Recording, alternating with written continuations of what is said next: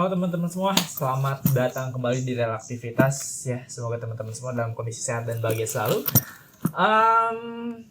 Ya, kali ini ada orang baru, nggak seperti biasanya. Biasanya kan Arya sama gua atau ya laki-laki sama laki-laki, jantan dengan jantan. Nah, saat ini kita kedatangan tamu seorang dan seekor betina ya.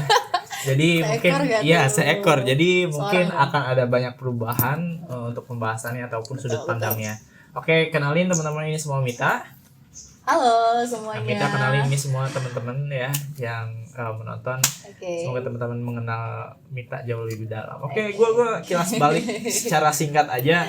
Mita salah satu orang yang memiliki ketertarikan yang hampir relatif sama dengan kita berdua, maksudnya dengan Arya dan gua, dan juga tentu dengan Mita gitu. Entah itu pembahasannya dalam hal saintifis, bahasa, atau mungkin hal-hal sosial. Ya, hal-hal remeh dan tengil sih sebenarnya. Kita cukup sama lah dalam hal itu. Betul.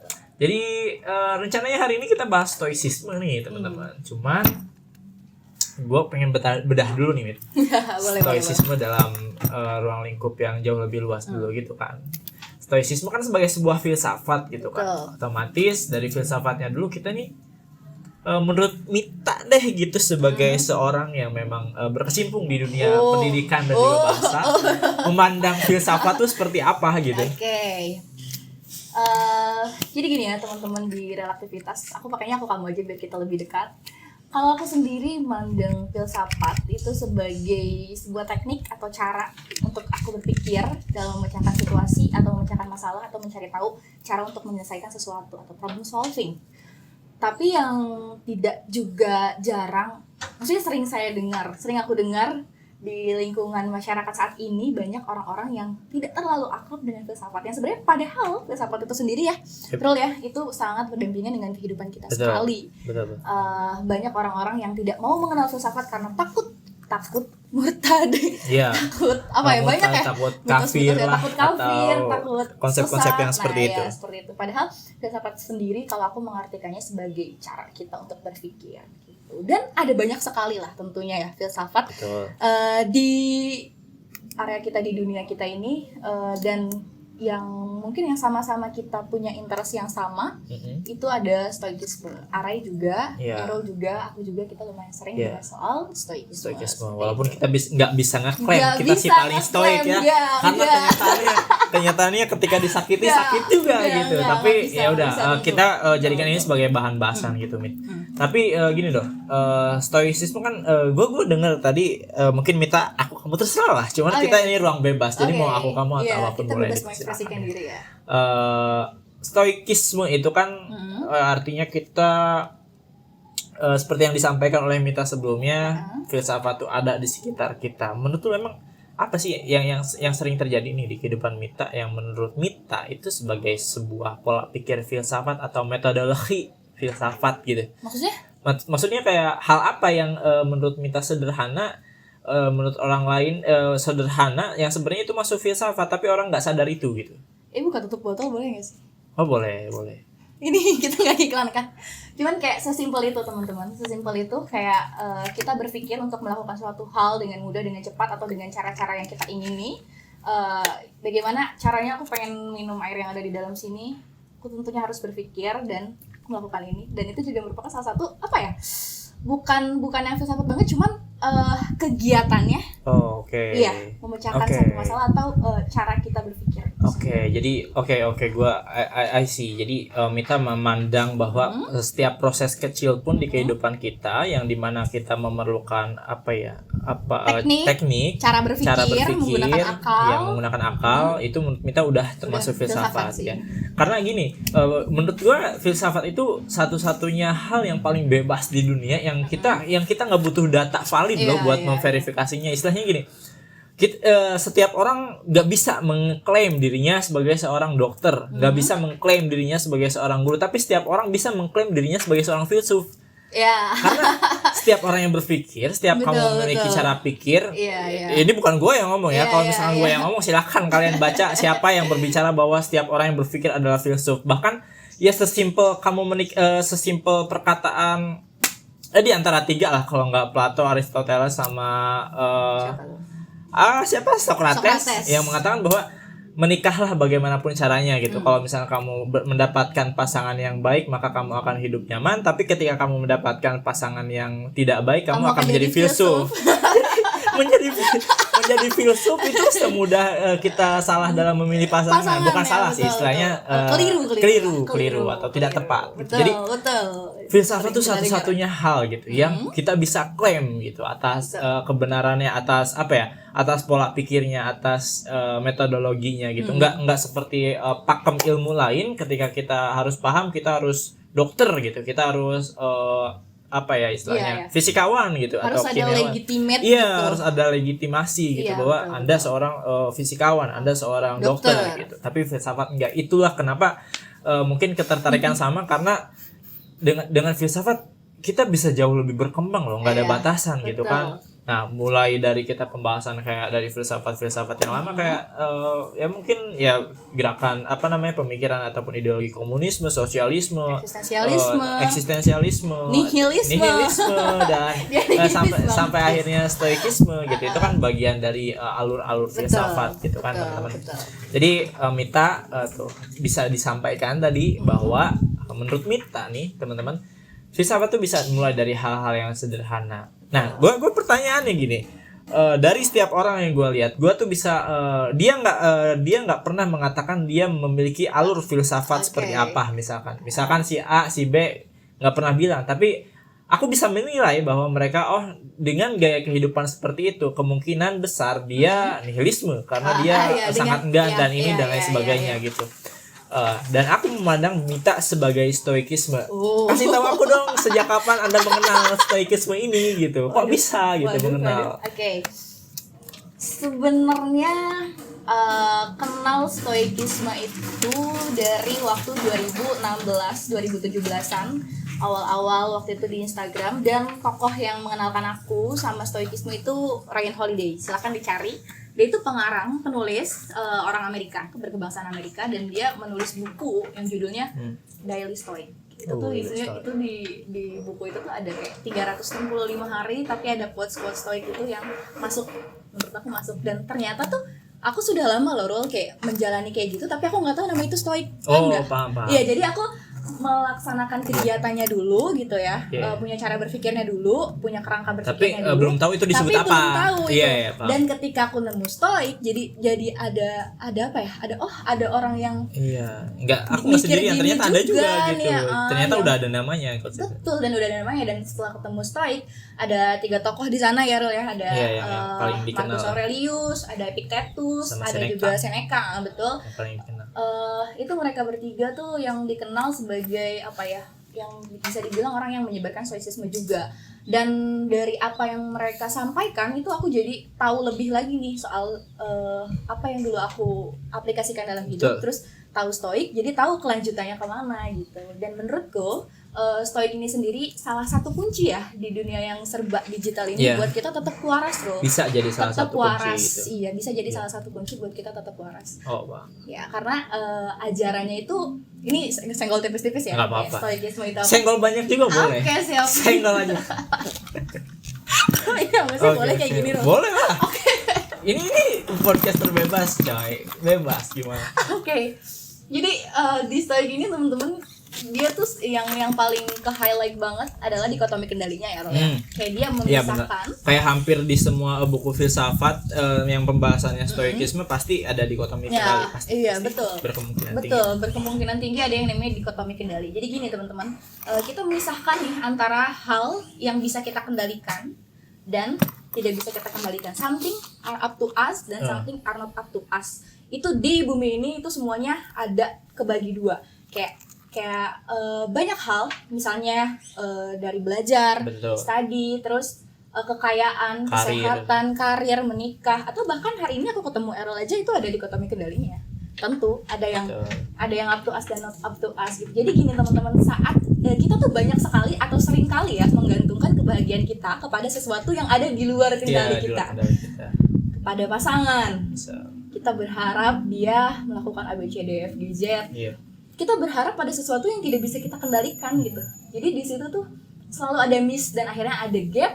Akhirnya kita bisa jadi orang yang tidak bahagia. Akhirnya kita menggantungkannya kepada kebahagiaan yang di luar kendali kita. Jadi di konsep dikotomis kendali ini sebenarnya lebih ke bagaimana cara kita mengetahui akses mana saja yang bisa kita benar-benar akses. Gitu. Dan betul. Ketika hal tersebut memang tidak bisa kita akses, berarti pilihannya cuma dua gitu. Ada cara kita untuk mengalihkan akses tersebut dengan cara yang lain, atau mungkin dengan justru mengabaikan sama sekali akses tersebut gitu. Karena kita memang tidak memperdulikan upaya tidak memiliki kemampuan untuk merubah hal tersebut. Seperti hal sederhana, umur, seperti kecelakaan dan lain sebagainya itu kan mati, betul. Terus sampai stabilitas sebuah negara itu betul. Juga ada di kendalinya gitu betul. Maksudnya.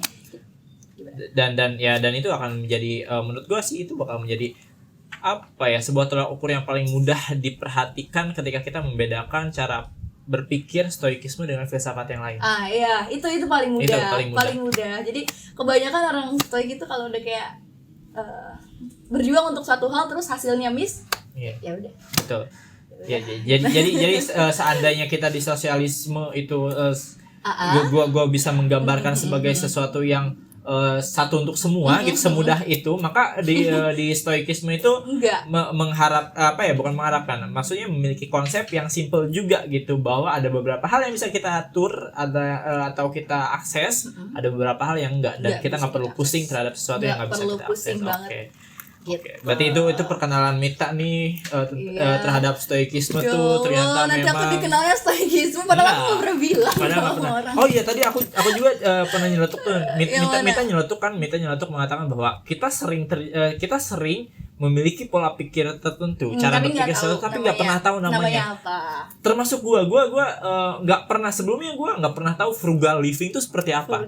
Tapi ternyata selama ini gue menerapkan konsep frugal living dalam hidup. Jadi nih gue juga baru notice gitu bahwa ternyata kadang kita tuh punya daya pikir yang kuat, kita tuh punya daya pikir yang kompleks dan rumit, tapi kadang kita nggak pernah tahu itu sebutannya apa kan gitu. Kayak sama konsepnya kayak penyakit juga gitu. Kadang kita penyakitnya ada gatal, kita cuma menganggap itu bentol, ternyata ada penyakit lain, ada sebutannya dan lain sebagainya, kita nggak tahu. Jadi kita nggak bisa menganggap remeh otak manusia, ternyata sehebat itu gitu, ternyata seluas itu.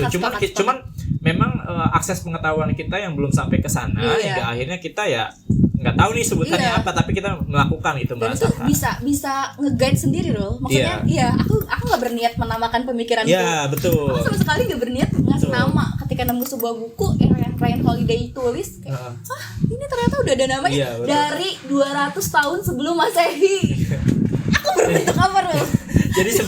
Jadi sebenarnya itu kita masih sudah terlambat ratusan tahun gitu untuk menyadari hal tersebut. Bayangkan pemikiran seperti itu dipergunakan di konsep kehidupan seperti ini ternyata sudah terjadi di masa lampau gitu. Ini pun konsepnya seandainya gue bisa tarik ini ke konsepsi Al-Quran ataupun historis dari sejarah-sejarah masa lampau gitu, banyak kejadian-kejadian kayak gini tuh. Jadi kita menganggap ini kayak kemarin tuh kaum Nabi Lut lah istilahnya, konsepsi LGBT dan lain sebagainya.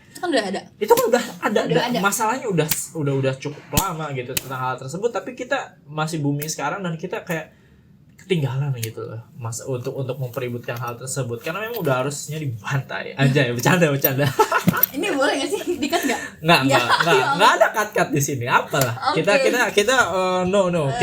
fair untuk kita. Anda berpikiran komunisme silahkan Anda fasisme, nihilisme, atau Anda ateis ya silahkan, tapi Anda LGBT kita tidak bisa membenarkan tindakan Anda. Bertoleransi dengan tindakannya silahkan, dengan tindakannya silahkan, tapi kita untuk mengembangkan, untuk mengakui keberadaannya no gitu. Udah, kita jangan bahas itu. Ini lagi stoikisme. Nanti ganti judul lagi.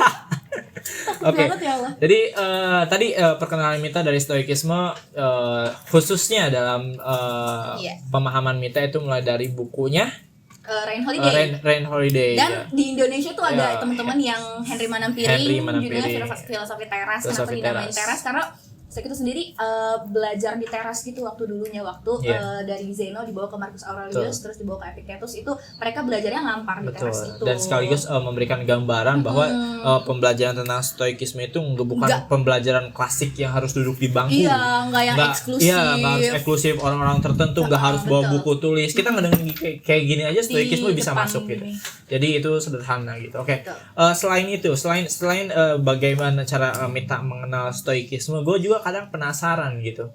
Sejauh ini yang Mita rasakan dampak dengan Mita memiliki pemikiran stoikisme, walaupun aku yakin dalam beberapa hal mungkin Mita menggunakan cara berpikir yang lain ya dalam menyelesaikan masalah. Betul. Tapi mungkin aku bisa tarik garis besarnya bahwa Mita menggunakan stoikisme. Nah, dari garis besar Mita menggunakan stoikisme ini sebagai jalan berkehidupan, jalan ninja gitu istilahnya. Itu narasi.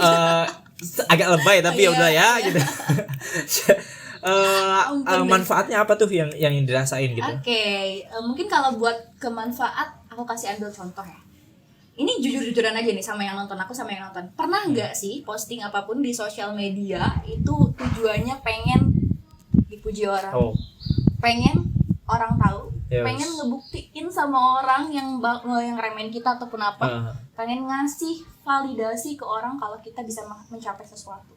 Nah, itu tadi dari kita posting tadi itu yang kita inginkan semua itu ada di luar kendali kita semua. Kita nggak bisa loh nentuin orang ngetik like apa enggak, komen apa enggak, menurut kita bagus, menurut mereka belum tentu gitu. Dan karena itu jangan pernah menggantungkan harapan terhadap apa yang tidak bisa kita kontrol. Jangan pernah melakukan sesuatu untuk mendapat apa yang tidak bisa kita kendalikan gitu, seperti validasi orang nggak peduli tahu, maksudnya sebaik apapun yang kita lakukan, sebagus apapun progres kita, kalau misalnya mereka tidak suka, itu tidak dengan kita posting kehebatan dia jadi suka, nggak demikian. Makanya banyak orang yang stressful loh karena itu, karena kok gue udah ngelakuin banyak hal, cuman gue nggak di ini sih, kok nggak di accept sih sama lingkungan gue. Ya nggak usah gitu, nggak usah bertujuan hidup untuk dipuji mereka, karena nggak akan ada habisnya. Di situ letak stoikisme. Mungkin cukup niatkan dalam hati posting sesuatu buat ya simple aja, pengen kalau satu hari nanti gue udah tua dan bisa lihat foto-foto dulu di handphone, kita bisa back to the memories, kita bisa mengulang kembali cerita. Anggap tujuh kan keinginan kita untuk posting sesuatu tuh ya untuk kesenangan pribadi aja, nggak usah diembel-embeli dengan keinginan untuk dipuji orang, karena itu stressful banget. Jadi cara Mita memandang penggunaan stoikisme di kehidupan Mita, contohnya dalam hal tersebut ya.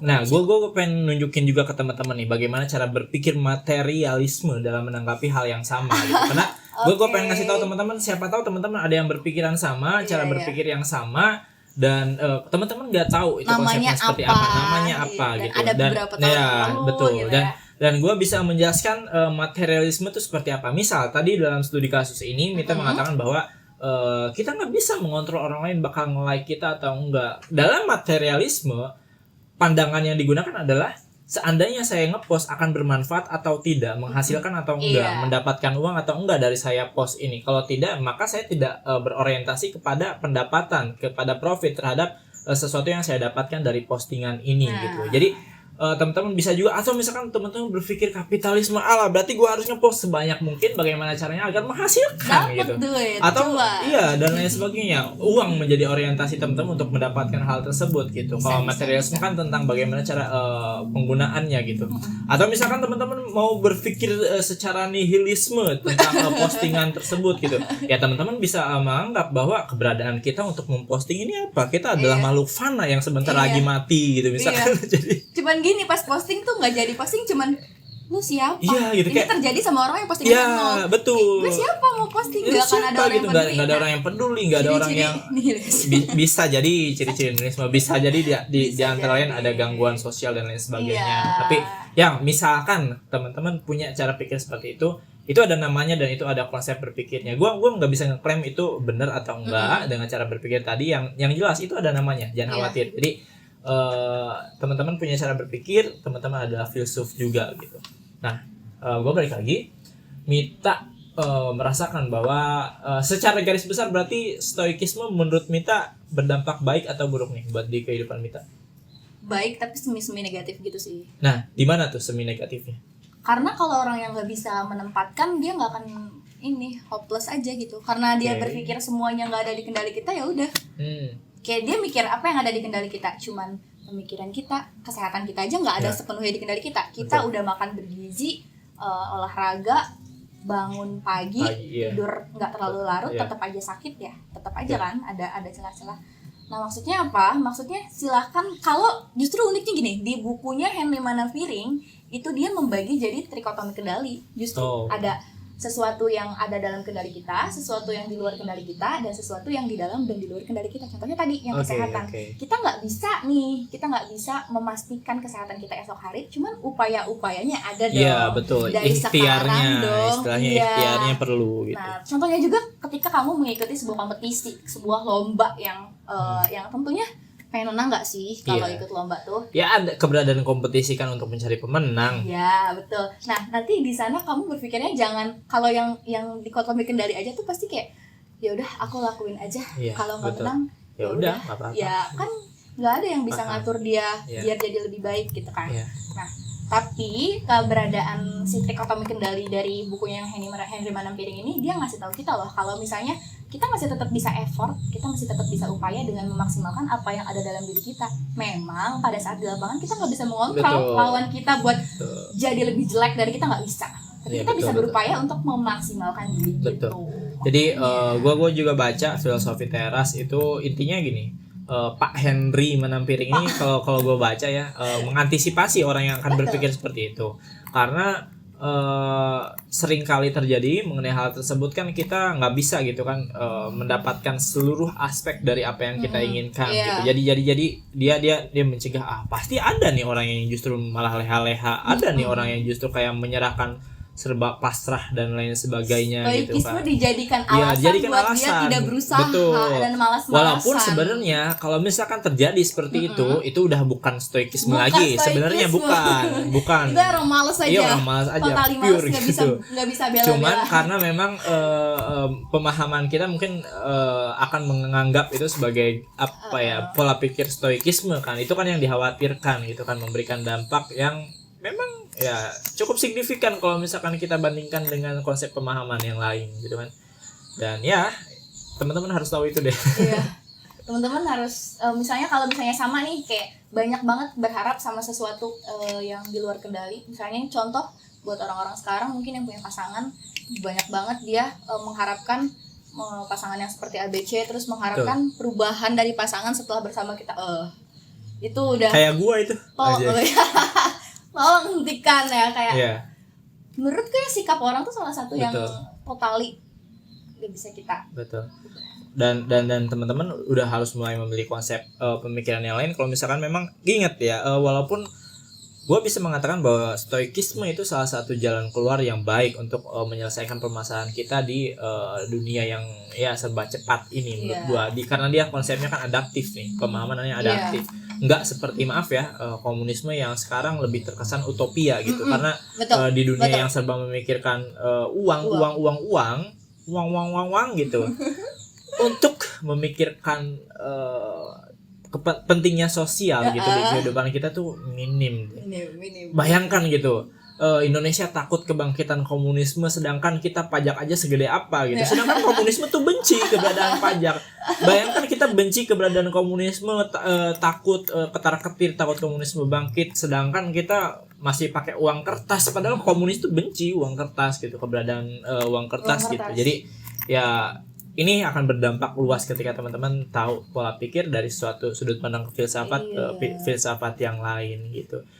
Kalau misalnya di teman-teman Mita sendiri ada nggak sih yang udah mulai terinfluence untuk memiliki pola pikir seperti itu? Ada nggak sih?